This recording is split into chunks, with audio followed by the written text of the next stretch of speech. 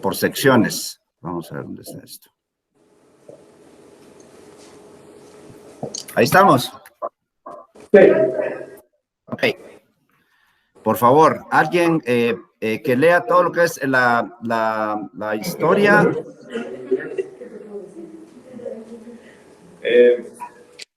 Historia de patient. Tuve con mi En español, un niño de 2 semanas de edad llegó a me imagino que es la emergencia con la historia de un día de fiebre. Al día de su ingreso, la temperatura a nivel auxiliar estaba en 101 grados Fahrenheit. Dice que anteriormente estaba sano. La fecha de abril de 2019 se fue con su pediátrico porque tenía lagrimeo en el ojo derecho. La mamá dice de que, según lo que le contó, de que tenía una obstrucción de la glándula lagrimal. La mamá dice que tuvo el color rosado, ¿verdad? En su ojo izquierdo, que ya tenía una historia de 6 días que estaba mejorando. El día abril de 2021 se consultó nuevamente con el pediatra por su consulta por control de 2 semanas, donde encontró de que tenía unas lesiones de color blanco a nivel bucal. No recibió tratamiento.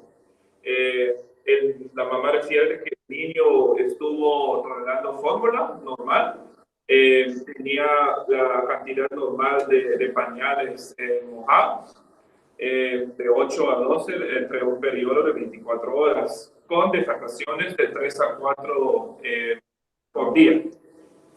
El papá del niño contó la papá del niño, estuvo ingresado por neumonía, que sí estuvo en contacto con el paciente.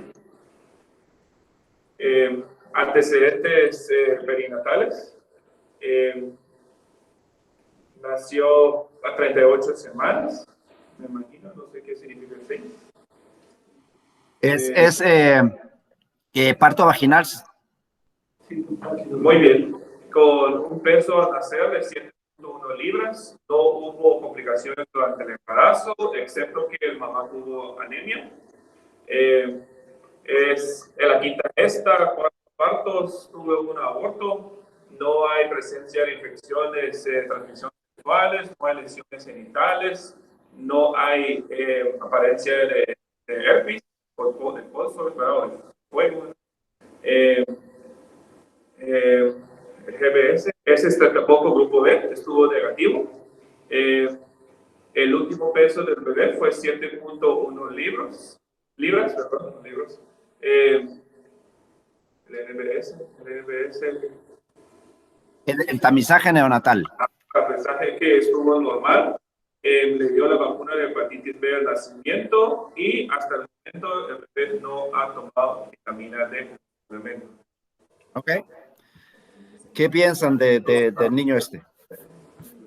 ¿Qué datos tienen positivos? ¿Cuál sería su análisis? Su análisis por el momento, fiebre, previa a la consulta estuvo sano. Hay lesiones de color blanco a nivel bucal, tiene historia de que posiblemente tuvo una infección ocular. El contacto con el papá también es importante. No sabemos qué germen fue, pero el papá sí tuvo diagnóstico de neumonía. Que fue parto vaginal también. Ok, entonces este recién nacido, este neonato de 2 semanas de vida con fiebre 101, que se la tomaron en casa y se verificó en la emergencia también, la misma temperatura cuando llegó a la emergencia. Estas fechas son reales, esto es abril 19, hace 3 días, y abril 21, cuando lo vio el pediatra en su oficina. Hoy tenemos 23, ¿verdad? Y ese día lo admitimos. Este paciente lo tengo en el servicio ahorita. La conjuntivitis de la mamá sí es importante. Es una conjuntivitis del ojo izquierdo nada más. Dice la mamá que fue después de que ella estaba limpiando la casa, aparentemente que hubo mucho polvo y que ella se recostó sobre una almohada que piensa que le cayó todo este polvo y que le inflamó el ojo. Nunca tuvo ninguna descarga en ese ojo en absoluto. Simplemente al mirarla se le mira el ojo súper inflamado, el párpado superior e inferior bien inflamado, la conjuntiva bien roja del lado izquierdo únicamente.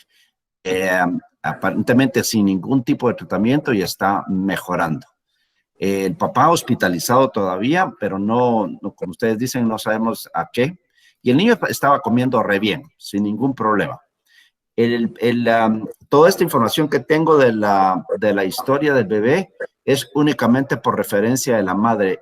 Ayer pedí los récords del otro hospital, porque no nació en el hospital donde estoy yo, sino que nació en otro hospital. Entonces voy a ver toda esta información que ella me proporcionó, si es precisa o no. Por lo menos se recordaba bien de que no había tenido ninguna infección durante el embarazo, que le hicieron su prueba para estreptococo beta hemolítico, el grupo B, y estaba negativo, y que no. Y el bebé está ganando peso bien, nació con 7.1 libras y subió 9 onzas en 2 semanas.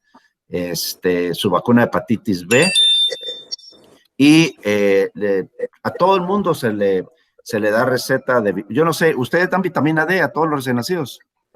No. Bueno, en esta parte del mundo, la Academia Americana de Pediatría sí recomienda, y especialmente en ciertos estados donde no da mucho el sol, que a pesar de estar con lactancia materna, se recomienda, porque realmente la cantidad de vitamina D y el otro día tuvo 3 pacientes uno con raquitismo, y nunca pensé que iba a haber un caso de raquitismo aquí, un niño con raquitismo que nunca le dieron vitamina D, únicamente alimentado con fórmula, 6 meses de vida nunca lo habían sacado, o sea que es cuestión. Yo pienso que sí es importante que consideren, acá hay mucho adolescente deficiente e insuficiente de vitamina D. Y no sé si eso tuvo alguna implicación o no con los casos de COVID, nunca se ha demostrado. La vitamina D no solo tiene que ver con el metabolismo de la absorción de calcio a nivel intestinal y otras, sino que también tiene un papel muy importante en lo que es la inmunidad innata, particularmente en el funcionamiento de las células T. Pero como decía, nosotros usamos vitamina D en todos los recién nacidos, probablemente hasta los 3 meses de vida o hasta los 6 meses de vida en los que están siendo amamantados y en los que toman fórmula exclusivamente, hasta que están tomando por lo menos 1 litro de fórmula al día, les dejamos de dar vitamina D. Y como digo, esto es recomendación de la Academia Americana de Pediatría. En Guatemala probablemente por los niños ser más expuestos al sol, por ahí es la razón de que no tienen deficiencia de vitamina D, o habría que hacer un estudio para ver si realmente es cierto o no. Muy bien. La verdad es que no sabemos si tienen o no, David. ¿Verdad? ¿Verdad? Ok. Bueno, con esto, ¿qué piensan? ¿Qué van a hacer con el niño? Sí, como solo tiene fiebre. Pues como es un recién nacido, no hay que sospechar de cualquier infección. Ok. Ok, muy bien, muy bien. Entonces voy a pasar a la siguiente, que es el examen físico, por favor. Al examen físico, paciente tiene un peso de 3.3 kilos, talla 3.3 centímetros, una circunferencia cefálica de 6.5 centímetros, temperatura de 101 grados Fahrenheit, una frecuencia cardíaca de 42, frecuencia respiratorio en 40. No podemos leer la frecuencia. El paciente al momento estaba durmiendo, al momento de examinarlo se despertó, estuvo alerta. Cabeza, el ojo, garganta y oídos normal, normocéfalo. La fontanela anterior está abierto y blanda, normotensa. A nivel vocal se evidenció exudado, encías. La lengua y mucosa están también en la lengua y la mucosa oral está el exudado blanco. Hay el reflejo del rojo bilateral y el bebé está, el cuello pues está normal. A nivel cardiovascular, pulmonar, abdominal, genitourinario, músculo esqueleto, piel, todo está normal. El examen neurológico, el paciente está alerta, no hay alteración de focalizaciones, no hay déficit focal. El reflejo moro simétrico, succión está normal, el bebé agarra bien las manos, está normal, y el reflejo plantar está normal también. Los resultados de los laboratorios, los glóbulos blancos 10.6, hemoglobina 3.1, hematocrito 40.4, plaquetas en 495.000. La diferenciación es que tiene pólipos nucleares al 39.9%, linfocitos en 43.5%, monocitos en 15.4%.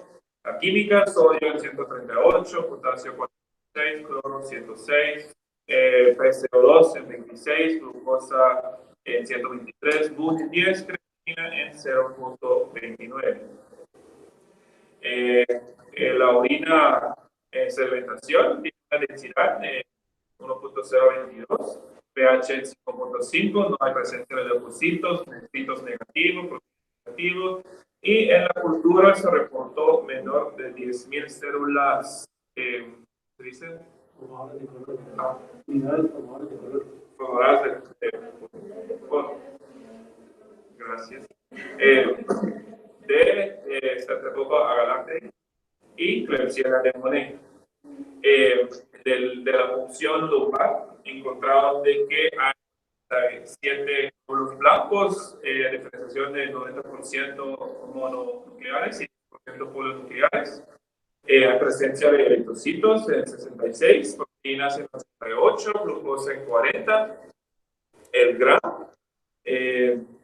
¿No se vieron organismos? No hay presencia de organismos, gracias. Hay pocos glóbulos blancos y el PCR está pendiente y el paciente está negativo por COVID-19. Muy bien. Entonces ya tienen el examen físico, ya tienen parte del laboratorio. Voy a pasar de una vez a la siguiente, por favor.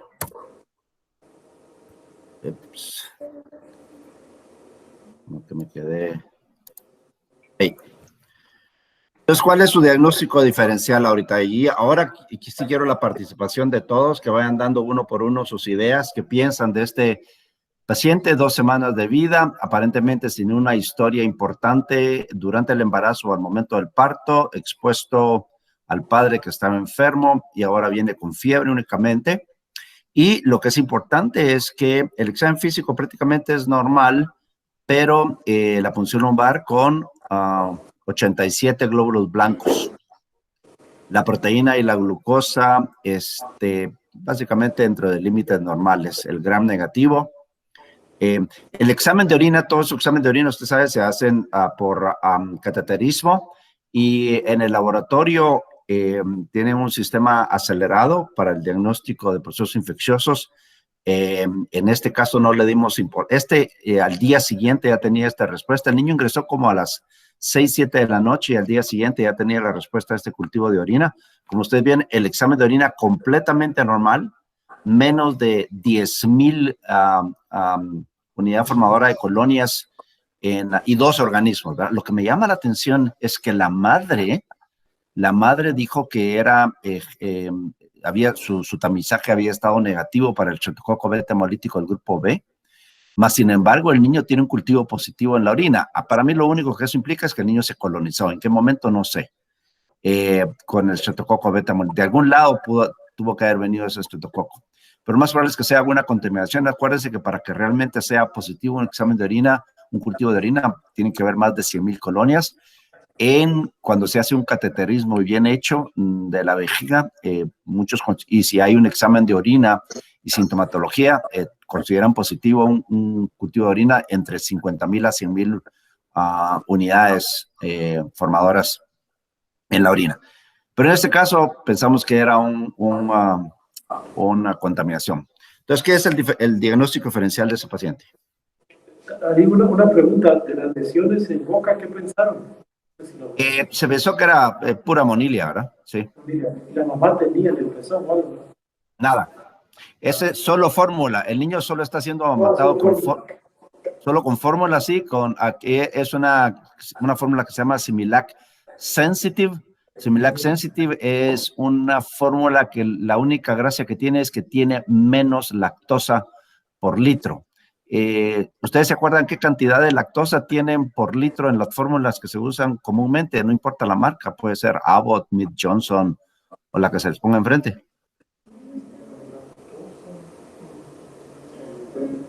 Tienen aproximadamente 11 gramos por litro de lactosa. Esta fórmula tiene 1 gramo nomás de lactosa por litro.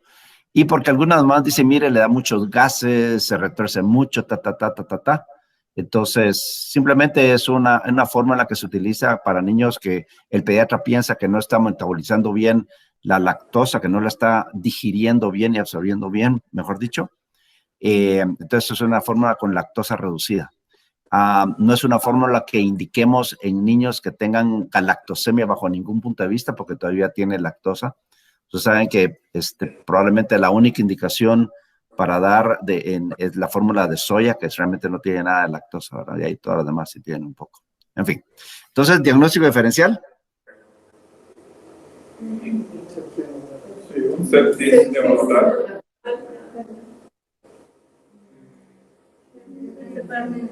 Tardío.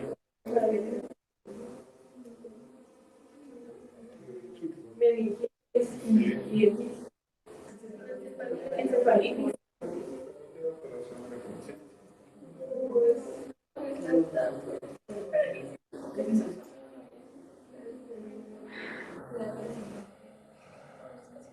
Tal vez una persona me puede ir dando las ideas que solo oigo como murmullos en el fondo.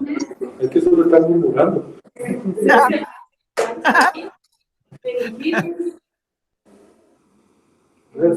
Sepsis de quién?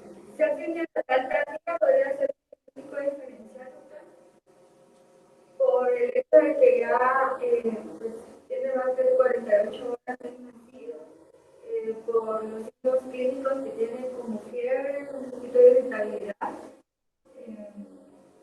y ya los hallazgos a nivel de líquidos cefalorraquídeos también podríamos estar pensando en una meningitis bacteriana, más si teníamos los cultivos positivos en orina. Ya. Entonces, específicamente de los hallazgos del líquido cefalorraquídeo, ¿qué piensa? Me digo, ¿qué piensa? ¿Es una meningitis, una encefalitis, una meningoencefalitis? Porque tenía polimorfinopias aumentadas pensando tal vez algo bacteriano. Ok, muy bien. El frote de Gram en el líquido cefalorraquídeo, ¿qué tan sensible y qué tan específico piensan ustedes que sea? Considerando que está hecho en las mejores condiciones. Más del 70% de sensibilidad. Sí, la sensibilidad no es aquella sensibilidad terrible que a uno le gustaría más del 95%. Como bien dijiste, 70-90% probablemente sensible, pero sí es casi 98% específico, ¿verdad? Entonces, el hecho que no tenga ningún organismo en el líquido cefalorraquídeo, que para que 1 gram esté positivo, sí tenés que tener una muy buena cantidad, usualmente 10 a la 5, 10 a la 6 unidad formadora de colonias en el líquido cefalorraquídeo para que sea positivo el frote de Gram.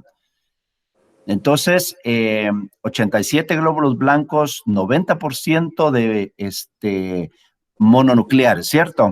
Y frote de Gram negativo. Hay quienes sugieren que en pacientes menores de 1 mes de edad, cuando se hace una punción lumbar y para ponerlos en el grupo de bajo riesgo de un proceso infeccioso del sistema nervioso central secundario a bacteria, si el frote de Gram es negativo, si el conteo absoluto de glóbulos blancos en el líquido cefalorraquídeo es menos de 1000 en relación a los neutrófilos, si la proteína es menos de 80 y si en la sangre tiene menos de 10,000 conteo total neutrófilos y el paciente particularmente no presenta fiebre, a ese paciente ustedes lo pueden considerar de muy bajo riesgo para un proceso infeccioso de origen bacteriano. Insisto, frote de Gram negativo, que tenga un conteo absoluto de glóbulos blancos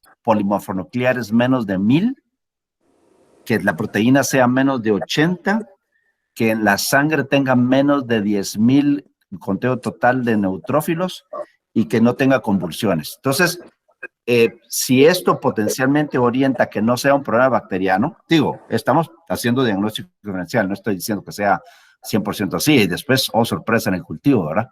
Es posible que no sea. Entonces, si esto, como bien mencionaron, si esto es en el grupo de las bacterias, pues ustedes, ¿cuál es la bacteria más frecuente que les da meningitis en el periodo neonatal ahí en Guatemala? De cobre,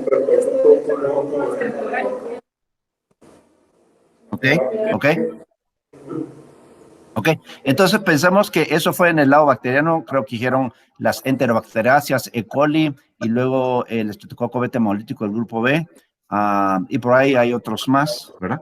Y si no fuera bacteriano, ¿cuál sería su diagnóstico diferencial?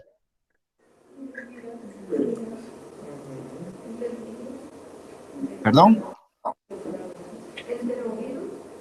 Enterovirus, excelente, sí, porque enterovirus es, y no estamos en la época precisamente de enterovirus aquí ahorita, donde yo estoy, pero está en el diagnóstico diferencial porque epidemiológicamente probablemente sea de los virus que más frecuentemente causa meningitis, encefalitis o meningoencefalitis, correcto. ¿Y de ahí qué más? Herpes. Perfecto, perfecto. Claro que sí, aunque no exista ninguna historia en la madre de un proceso a nivel vaginal, al menos según la madre no lo tuvo, y como le digo, estoy esperando los datos del otro hospital para ver si el obstetra notó. Lo dudo porque el paciente estuvo creo que un día y medio en el hospital y ahí lo dejaron irse para la casa, o sea que aparentemente todo estuvo normal en esa mamá. Pregunta para ustedes, si esto fuera herpes, ¿cuáles son los chances del niño de infectarse de la madre? con la canal vaginal. ¿Perdón? O sea, sería por la lesión vertical, ¿verdad? Al momento del parto, si la mamá tiene lesiones, ¿verdad? Correcto. Esto es una cosa muy importante de determinar. Si esta madre estuvo infectada por primera vez en el tercer trimestre del embarazo y tiene lesiones al momento que el bebé está naciendo, ese bebé probablemente los chances de infectarse de la madre van alrededor de un 25 a un 60%. Pero si la madre tuvo herpes en el primer trimestre o es una reactivación del herpes en la madre, los chances del bebé de infectarse es menos del 2%. Probablemente tenga que ver con la producción de anticuerpos y transferencia placentaria de anticuerpos hacia el recién nacido. Hay una diferencia significativa cuando es la infección por primera vez y en el último trimestre que cuando es una reactivación del herpes o la infección fue en el primer trimestre del embarazo con el herpes. Es muy importante recordar esto. Muy bien. Ok, entonces tenemos... Disculpa, un par de preguntas. La presencia de glóbulos rojos en el líquido cefalorraquídeo, ¿cómo lo catalogaron? Tenía 66 rojos, ¿no? En 66, como que no se había ganado la botella de vino la persona que hizo la punción lumbar. Sí, sí, probablemente fue más del lado traumático. Digo esto y... Aprovechando ¿cómo interpretamos la presencia de glóbulos blancos en una PL traumática? ¿Hay alguna relación entre rojos y blancos? Cero. Háganle la fórmula que quieran, 300 por 1, 500 por 1, dividan la cantidad de glóbulos rojos de glóbulos blancos en la sangre, lo que quieran. Cuando usted ya tiene una punción traumática, es traumática. Y ya pierde bajo... Es decir, eso todavía lo puede mandar para hacer su frotegram y todos los cultivos que ustedes quieran. Pero y yo nunca he encontrado una fórmula que me sirva, ¿verdad? Puede ser que si en algún momento hay una desproporción totalmente fuera de lo... si tengo 500 glóbulos rojos y luego tengo 10,000 glóbulos blancos, por supuesto, ¿verdad? Es otra historia. Pero cuando ya tengo mucha sangre, ya realmente tratar de buscarle a ese pierde mucha. Entonces ahí ustedes tienen que cubrirse dándole el beneficio de la duda a ese paciente, y realmente sí es muy importante esperarse y repetir la punción lumbar cuando, pues, un día después, si se puede, y si el paciente está lo suficientemente estable para hacer la punción lumbar, ¿cierto? Y cosas de cuestiones técnicas, ¿verdad? El paciente estaba lo suficientemente estable, nunca sospechó que tuviera un proceso de hipertensión intracraneana y se hizo la punción lumbar cuando sospechamos que si el paciente hubiese estado inestable o con sospecha de hipertensión intracraneana, pues lo mandamos a hacer primero una tomografía, y si hay signo de esto, pues nos aguantamos y procedemos con el siguiente paso hasta que el paciente esté mejor para proceder, o que existe alguna contraindicación, como que el paciente tenga algún problema hemorrágico o esté recibiendo algún anticoagulante, o tenga un proceso infeccioso de la piel donde vamos a hacer la punción lumbar, que serían potencialmente contraindicaciones para hacer la punción lumbar. Muy bien, entonces tenemos el paciente, tiene un proceso inflamatorio en el sistema nervioso central, sospechamos que es algo infeccioso, no sabemos si es bacteriano o viral. Por el análisis corto que hicimos, potencialmente puede ser algo viral. ¿Qué antibióticos van a comenzar con este muchacho? Pues, pensando en bacterias gram-negativos, posiblemente por el parto, podría ser una cefalosporina de tercera generación, como ceftriaxona, o cefotaxima, perdón. ¿Por qué no ceftriaxona? Pues se podría usar ceftriaxona porque sí tiene buena penetración a nivel del sistema nervioso central, pero No. ¿perdón? Sí, yo creo que fuera del periodo neonatal, doctor, probablemente la ceftriaxona sí está. La mayoría de gente le va a argumentar, por favor, no use ceftriaxona en el primer mes de vida, particularmente si hubo historia de ictericia en el recién nacido. Acuérdese que uno de los principales eventos adversos de la ceftriaxona en el periodo neonatal es ponerle bien espesa la bilis y contribuir a la ictericia en el niño. Por eso que no usamos ceftriaxona en el primer. Estas observaciones vienen desde que se hicieron esos estudios en neonatos, cuando se comenzó a usar dexametasona en la mitad de los años 80 con McCracken en Dallas, de que algunos niños resultaban ictéricos después de la ceftriaxona, y por eso abandonamos esa práctica. Y preferimos una cefalosporina de tercera generación que no sea ceftriaxona. En este caso usted tiene cefotaxime, como usted bien mencionó, o puede ser ceftazidima también, que es lo que nosotros usamos acá. Claro que sí. Entonces, ¿qué pretende cubrir, perdón, con la cefotaxima o la ceftazidima? Enterobacterias, E. coli también. Muy bien, perfecto. ¿Y hay algún otro organismo que esté dejando de cubrir con la cefalosporina de tercera generación? ¿Perdón? ¿El estreptococo? No, el estreptococo del grupo B lo cubre perfectamente bien con la cefotaxima. Y de hecho es el tratamiento empírico recomendado hasta que usted tenga aislado el organismo y las sensibilidades. Porque acuérdese que el estreptococo también, grupo B, no el estreptococo del grupo A, el estreptococo del grupo B ya aprendió a volverse resistente a la penicilina. Y por eso, si ustedes van a su libro rojo y revisan en las madres que necesitan recibir profilaxia, porque ya ustedes demostraron que está colonizada con el estreptococo del grupo B, o que esa madre ya tuvo un hijo anteriormente infectado con el estreptococo del grupo B, el tratamiento que les dan a las madres, si no tiene ningún tipo de alergia, puede ser penicilina o ampicilina, pero si la madre es alérgica, pero no alérgica a tipo 1, le dan una cefalosporina tipo cefazolina, y si la madre es alérgica a tipo 1, entonces se van a clindamicina, pero el tema con clindamicina es que aproximadamente un 25% de los estreptococos beta hemolíticos del grupo B son resistentes a clindamicina en este país, y entonces se tiene que ir a vancomicina. O sea, para resumir, cefotaxima sí es un tratamiento válido para el estreptococo grupo B. Hasta que usted ya lo tenga aislado y sepa qué es y es sensible, dele penicilina pura o ampicilina, lo que usted quiera. Hay algunos, como por ejemplo, Listeria monocitógenes, que siempre está en el diagnóstico diferencial. Aquí ya no se considera mucho, porque en la mayoría de estudios recientes, menos del 1% de los aislamientos en el líquido cefalorraquídeo son Listeria monocitógenes. Pero siempre incluimos ampicilina en el tratamiento, o usamos ampicilina asociado con gentamicina o ampicilina con una cefalosponina de tercera generación. ¿Qué dosis de ampicilina y qué dosis de cefotaxima usaría usted, doctor o doctora, o quien me quiera contestar? De AMPI pueden dejar de 200 hasta 300 miligramos kilo día. ¿200 dijo, doctor? Sí, de AMPI. Ya, sí, yo diría que puede usar un poco más, particularmente en alguien que sospecha meningitis, ¿verdad? Lo único que tiene que adecuar es el intervalo de administración, si es prematuro o no es prematuro el bebé.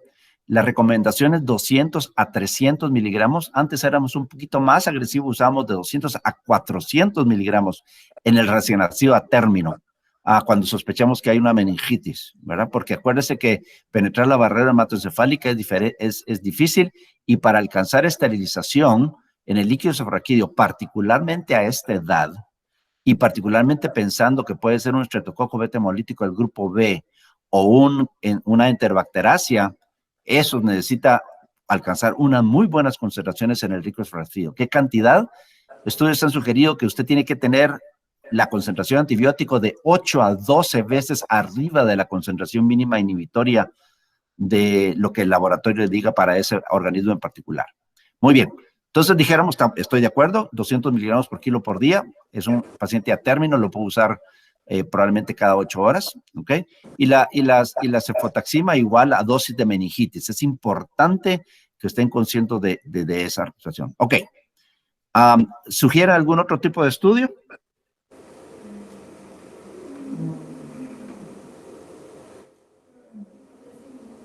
Ok. Voy a pasar esto porque ya se nos está acabando y este fue el resultado. Este es el resultado de el nombre comercial aquí es BioFire, ¿ok? Aquí le dicen, aquí como todo, tiene el nombre comercial y así le llaman todo el mundo al test, ¿verdad? Esto es un film array, que le llaman de PCR, de líquido cefalorraquídeo, y es bastante bueno. Yo diría que este estudio en particular es bastante sensible y bastante específico. Tiene una muy buena correlación con los cultivos que han sido negativos. Más o menos 85% están de acuerdo el resultado de este panel con el cultivo cuando los cultivos son positivos, y tiene una concordancia como casi del 100% cuando los cultivos son negativos.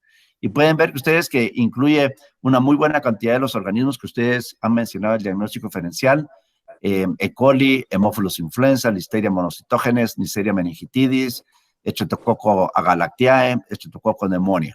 Ahí tienen buena cantidad, y luego tienen todos estos virus, citoganovirus, enterovirus, herpes 1, herpes 2, herpes 6, pareco, varicela zoster y Cryptococcus neoformans.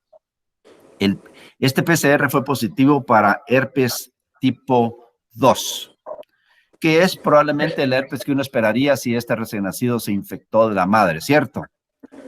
Aunque muchos han sugerido que por el tipo de práctica sexual ahora, el herpes 1, que usualmente se mantiene al lado, por arriba de la boca, también puede estar a nivel genital, y por ahí ya alcanzaron más o menos la misma incidencia en cuanto a infecciones en el recién nacido.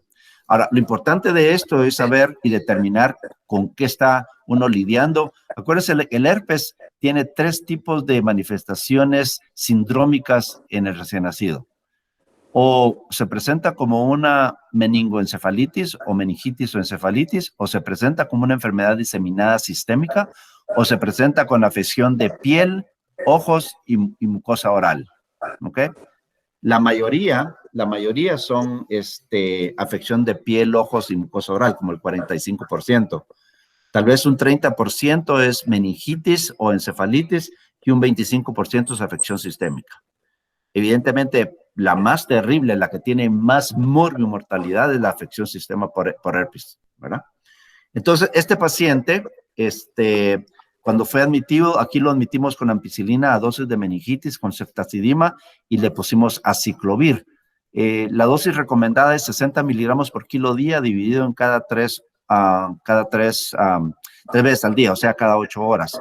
Además de eso, pedimos un PCR de la sangre del bebé para demostrar, si no, también se debe de hacer pruebas hepáticas para descartar la posibilidad de enfermedad sistémica. Se pide consulta con oftalmología para ver si el paciente no tiene afección ocular por herpes y una resonancia magnética para determinar la magnitud o el grado de proceso inflamatorio o destrucción del sistema nervioso. Todavía, este paciente, como le digo, este paciente me lo ingresaron ayer por la mañana. Desafortunadamente había una lista bien larga de pacientes esperando la resonancia magnética. Espero que anoche la hayan hecho. Tal vez en la próxima se las puedo enseñar. Y no sé el resultado de la resonancia magnética. Pues ahí está el paciente en este momento. ¿Qué va a pasar con este paciente? Le vamos a dar por lo menos 21 días de tratamiento con aciclovir. Ya ayer mismo le pusimos un subpic line, porque son 21 días de tratamiento y no lo vamos a estar pinchando periféricamente a cada rato. Y antes de terminar el tratamiento, tengo que hacer otra punción lumbar con otro PCR. Si ese PCR está negativo, todos contentos, se termina el tratamiento a los 21 días, pero este neonato hay que darle tratamiento supresivo, porque es periodo neonatal, por los siguientes 6 meses con aciclovir, más o menos a 300 miligramos por metro cuadrado día. 6 meses de tratamiento supresivo, periodo neonatal. Fuera del periodo neonatal es otra historia. Ahí no se considera, a menos que haya sido muy tumultuoso el curso de la enfermedad, pueden considerar dar tratamiento supresivo. Pero ese paciente se va a ir a la casa, primero Dios, con tratamiento supresivo.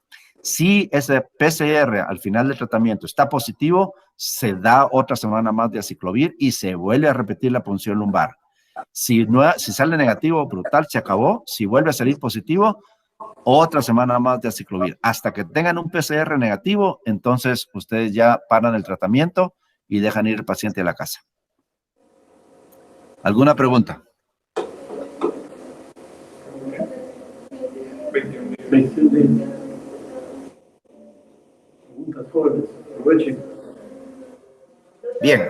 ¿En cuánto tiempo se podría repetir la función lumbar?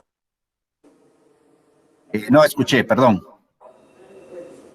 ¿En cuánto tiempo se podría repetir la punción lumbar? La punción lumbar en este caso no es como en los gram negativos, ¿cierto? En los gram negativos usualmente lo hacemos a los 24, 48 horas para comprobar si estamos bien con nuestro tratamiento y si ya esterilizamos el líquido raquídeo. En este caso, la recomendación es dar su tratamiento 21 días y en el día 18, 19, 20, 21, el que ustedes quieran, hacer su punción lumbar y ver que ese PCR esté negativo para parar en el día 21 el tratamiento. ¿Sí?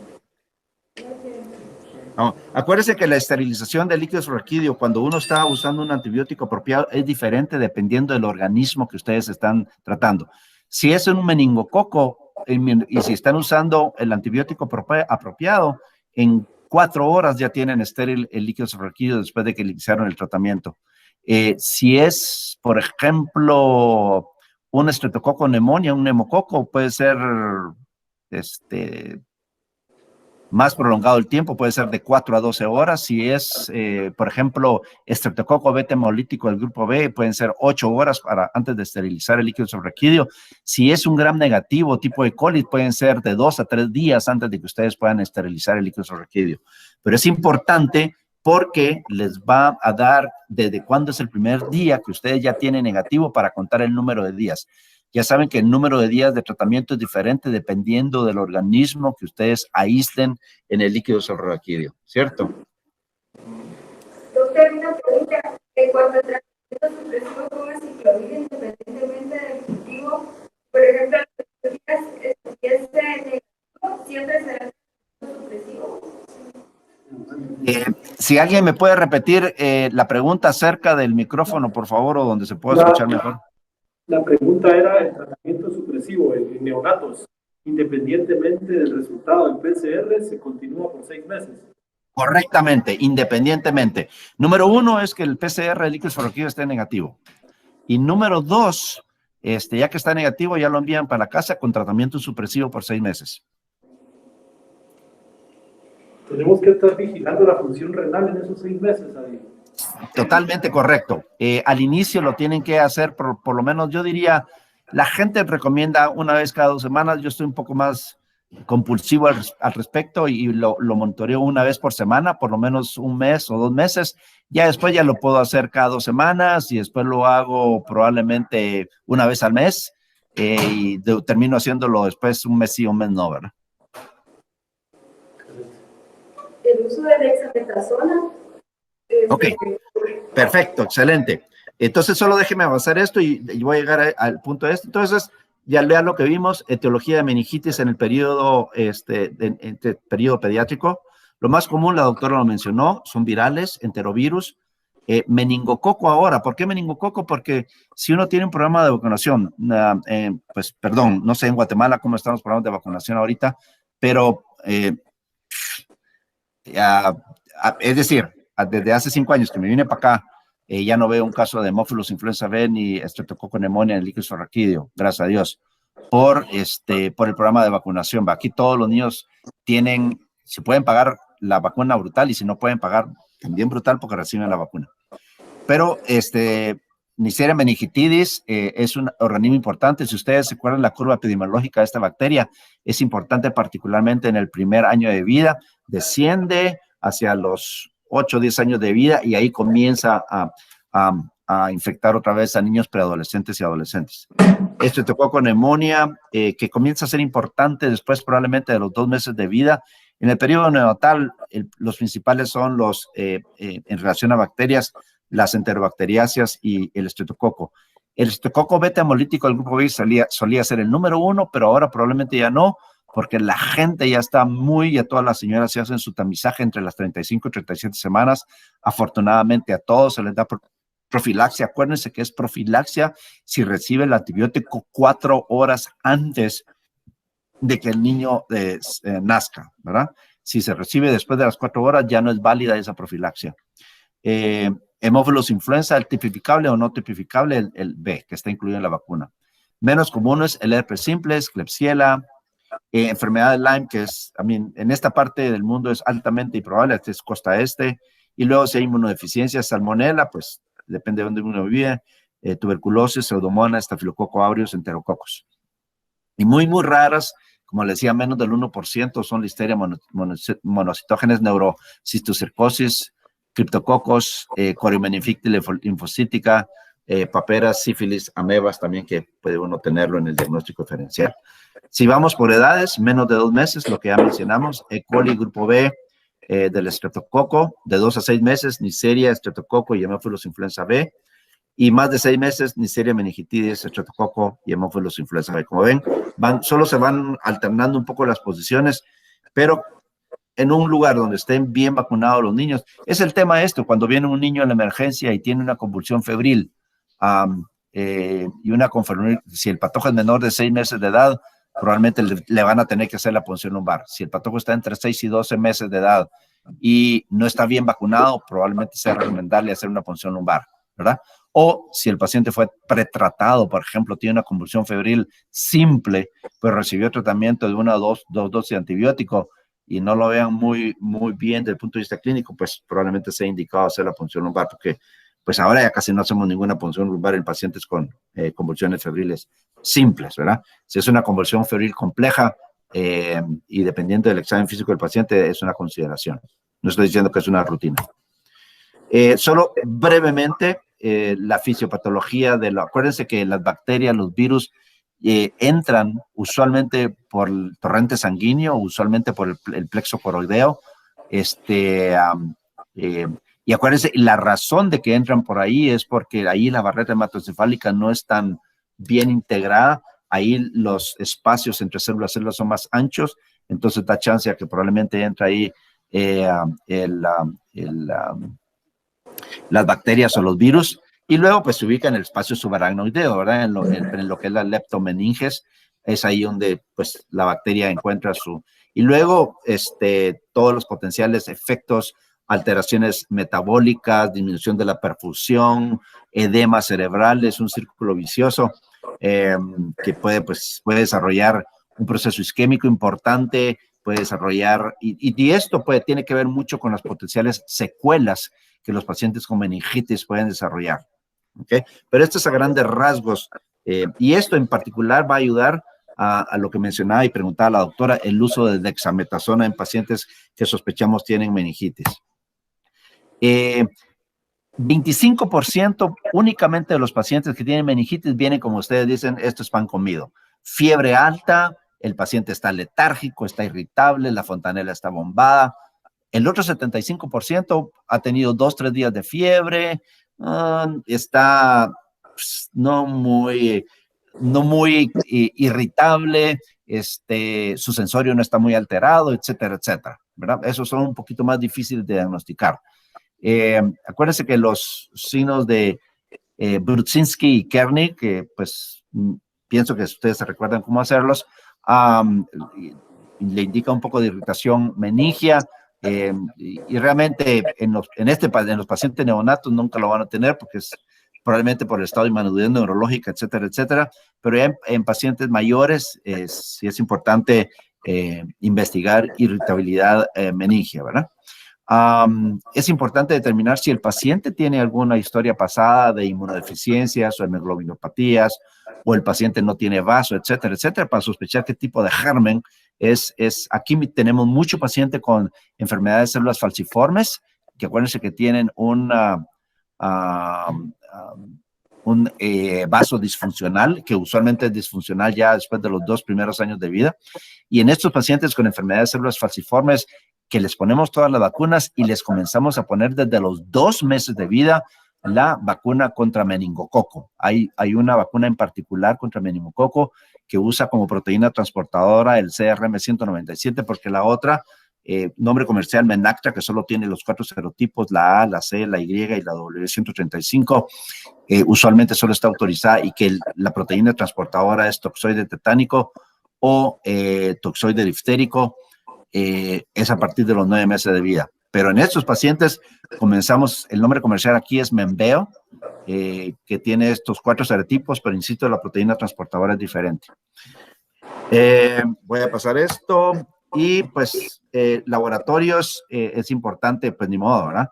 Estabilizar el paciente con líquidos endovenosos, establecer una buena vía de acceso, hacer cultivo de sangre, hematología, electrolitos. Uno de los principales problemas que se pueden ver en las primeras 24-48 horas en el paciente con meningitis es secreción inapropiada de hormona antidiurética. Mucho se debatía si esos pacientes deberían de estar restringidos de líquidos. No, acuérdense que los pacientes pueden venir en shock. Entonces, los pacientes les tienen que ustedes poner líquido y líquido y líquido y líquido. Y después, la verdad que no ha hecho ninguna diferencia. Usualmente nosotros no restringimos los líquidos, vamos con cantidades normales después de que los rescatamos con la administración por bolus de solución salina, con líquidos normales, con mantenimiento. Obtener todos los cultivos, líquidos orquídeo, todos los cultivos, pues si tienen la posibilidad de hacer un panel de PCR, háganlo por favor, cultivo de sangre y cultivo de orina. ¿Por qué el cultivo de orina? Particularmente en este paciente que tiene menos de 3 semanas de vida. Y no es que sea tan importante, pero sí es importante.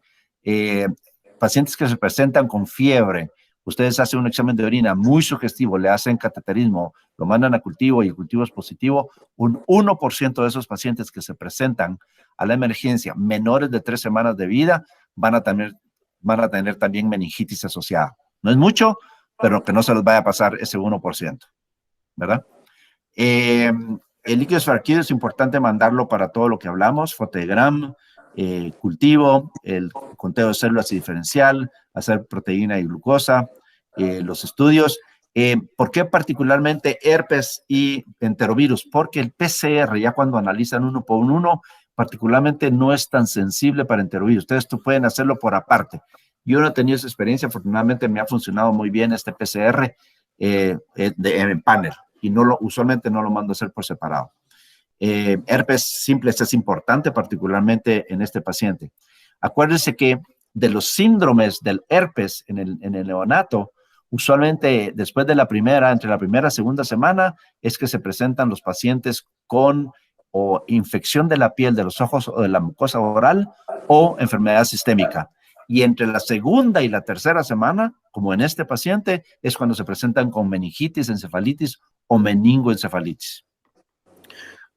Estudios para hongos, si es un paciente inmunocomprometido, Lyme, si es bien en un área. Luego, lo de la dexametasona que mencionaba la doctora. McCracken en Dallas, con Javier Sáenz en Panamá, hicieron esos estudios grandes, primero en conejos, de la administración de dexametasona. Pero la intención básica del estudio original era disminuir la proporción de niños con sordera después de meningitis. En este estudio, eran mucho más pacientes con hemófilos influenza que con vacuna, que con neumococo, y donde se vio que sí ayudaba era para disminuir usualmente la sordera de cualquier tipo de severidad en pacientes con hemófilos influenza. No hubo ningún resultado positivo con pacientes que tenían meningitis por estreptococo a neumonía, ¿ok? Por neumococo. Entonces la indicación ahorita es la administración de dexametasona para disminuir de sordera, insisto, cuando lo usan. Para disminuir solo pacientes que tienen infección por hemófilos influenza tipo B en el sistema nervioso central. En adultos, aparentemente hay una ligera disminución de la mortalidad que tienen meningitis por estreptococo neumonía. ¿Ok? O sea, en este paciente en el paciente que presentamos y discutimos no hay ninguna indicación de dexametasona. Insisto, solo para disminución de sordera. No estoy diciendo que en el paciente que viene agudamente y críticamente enfermo, que tiene un edema cerebral importante, ustedes no van a usar dexametasona como tratamiento, además del antimicrobiano. Esa es otra historia. Esa es otra filosofía de tratamiento. Para el uso de prevención de sordera, el antibiótico tiene que ser administrado 15 minutos antes o concomitantemente con el antibiótico, y la dosis es 0.15 miligramos por kilo cada 6 horas, de 2 a 4 días. ¿Verdad?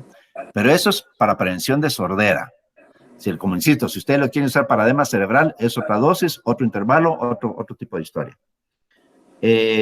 Pues estos pacientes hay que seguirlos desde el punto de vista neurológico. Nosotros usamos, el paciente está en el servicio, no está en el intensivo, le hacemos neurochecks cada 4 horas, ¿verdad? Y pues particularmente estar atentos en aquellos pacientes con meningitis que tengan afección de pares craneales, porque hay algunas bacterias en particular que tienen mucha afección, como la enfermedad de Lyme, por ejemplo, que tiene mucha afección de pares craneales. Hacerle pesar al paciente diariamente por el tema de la secreción inapropiada de hormona antidiurética, estar midiendo constantemente y de forma rigurosa la ingesta y la excreta del paciente, hacer un examen de los oídos de esos pacientes antes de mandarlo a la casa para determinar si hubo afección o no. Dependiendo del tipo de organismo, así es la sordera como efecto colateral que ustedes van a tener. El que les da más sordera usualmente es el estreptococo neumonía. Después le sigue probablemente el hemófilos influenza, por ahí 8 a 12%. Probablemente el que les da menos sordera es el meningococo, por ahí solo un 8%. Esto lo voy a pasar. El tratamiento empírico más o menos, menores de 2 meses, estos son los organismos, usan ampicilina y gentamicina o usan ampicilina con una cefalosporina de tercera generación. Mayores de 12 meses, de 2 meses ya pueden usar su dexametasona cuando sospechen particularmente que es hemófilos influenza tipo B, asociado con una cefalosporina de tercera generación y vancomicina. ¿Por qué vancomicina? Porque ustedes están usando tratamiento empírico, ¿ok? Tratamiento empírico. Si es mayor de 2 meses, el paciente no está inmunizado, pueden sospechar que el neumococo esté infectando al paciente, sea un neumococo que no sea sensible. Y en ese caso, vancomicina es mucho mejor antibiótico para el tratamiento de estos pacientes, insisto, asociado con una cefalosporina de tercera generación. El tratamiento específico, dependiendo de la gente, pues, como ve ahí, doctora, si es estreptococo beta hemolítico del grupo B, ampicilina más un aminoglicósido como sinergismo temprano nada más, pero usualmente ampicilina está muy bien. E. coli cefotaxima es el tratamiento de elección asociado con un aminoglicósido. Listeria monocitógenes también, ampicilina con un aminoglicósido. Si es estreptococo neumonía y tiene una concentración mínima inhibitoria para la cefotaxima menos de 0.5, cefotaxima está muy bien. Si es un estreptococo no susceptible a la penicilina, cefotaxima, con vancomicina, particularmente si es no susceptible a la cefotaxima, ¿verdad? Si tiene grados de resistencia. Y luego para meningococo, para meningococo, dependiendo de la concentración mínima inhibitoria, si es muy sensible penicilina, si no es tan sensible cefotaxima, y para el Haemophilus influenza, que usualmente es productor de beta-lactamasas, no siempre, cefotaxima. Una de las secuelas más importantes, evidentemente, en estos pacientes con meningitis es que tengan una secuela cognitiva, probablemente 3 a 5%, pero nuevamente depende del organismo, porque si es un neonato y ese neonato tiene infección por herpes o tiene infección por estreptococo beta hemolítico del grupo B, de un 20 a un 50% de esos pacientes pueden tener un déficit cognitivo después de que ustedes apropiadamente terminan de tratarlo. Como le digo, en general uno piensa un 3 a 5% de déficit cognitivo. En cuanto a sordera, como había mencionado, el rango puede ir de 10 a 30%, dependiendo de qué tipo de agente infeccioso les dio la meningitis. Y complicaciones a largo término, aquí están las de corto término y largo término, convulsiones, desafortunadamente, las que se presentan de forma tempranera, que tienen un poquito mejor pronóstico que las que se presentan de forma tardía, después de 7 a 10 días, que probablemente hay un daño importante en el nivel del sistema nervioso central. Y esto creo que es todo lo que tengo para ustedes. Voy a quitar esto. ¿Alguna pregunta o comentario? Doctor, yo tengo una pregunta. Entendí que en el caso de este pacientito, en el abordaje inicial ya habían iniciado aciclovir. ¿En base a qué se tomaron esa decisión o es parte del protocolo para el manejo de los niños con meningitis? Porque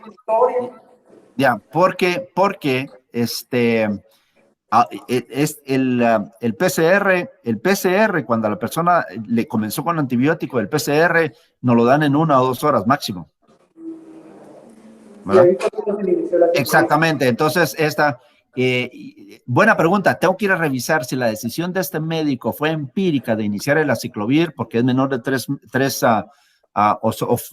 cuando vio la punción lumbar, que tenía 87 glóbulos blancos, que 90% eran mononucleares, que el frotegram estaba negativo. Probablemente eso lo empujó más o la empujó más a que se decidiera a comenzar a aciclovir en este paciente. ¿Verdad? O sea, para que ustedes, como les digo, piensen en herpes, el paciente menor de 4 semanas de vida, particularmente después de la segunda semana de vida, tienen pleocitosis, frotegram negativo,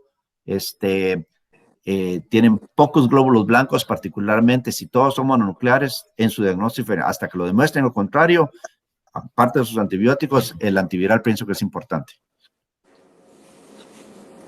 Otra pregunta, ¿no? Aparte de fiebre, doctor, ¿cómo fue la evolución del paciente? ¿Presentaba alguna manifestación? No, como te digo, este paciente ingresó antes de ayer por la noche, yo lo examiné ayer, fontanela completamente normal, el paciente está succionando bien, está impresionantemente, me asusta un poco lo impresionantemente bien que está y estable. Está un poco taquicárdico, eso sí, pero en fin, como te digo, y eso puede así clínicamente puede estar re bien, pero quiero ver la resonancia magnética, a ver cómo está. Muy bien. Otra pregunta. Por ejemplo, si ese paciente no hubiese presentado mejoría clínica, indicaba repetir la PL. Si el paciente no mejorara, estaría indicado repetir la PL. Por supuesto, si este paciente se me deteriora bajo cualquier punto de vista y no hay signo de una hipertensión intracraniana importante, sí, podría repetir la punción lumbar, pero ahorita pienso que si se deteriora el paciente, lo que tendría que estar más preocupado es que tuviera una infección sistémica el paciente, más que por la afección del sistema nervioso central. Y además ya estoy en el tratamiento que tengo que estar. Puedo subir un poco la dosis de la aciclovir.